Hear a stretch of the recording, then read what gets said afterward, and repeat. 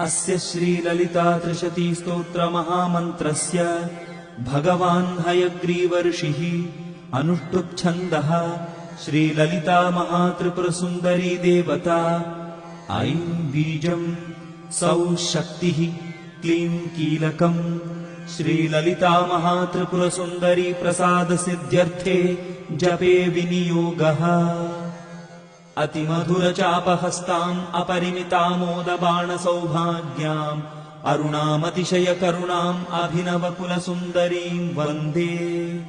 ॐ श्रीहयग्रीव उवाच ककाररूपा कल्याणी कल्याणगुणशालिनी कल्याणशैलनिलया कमनीया कलावती कमलाक्षी कल्मषघ्नी करुणामृतसागरा कदम्बकानना वासा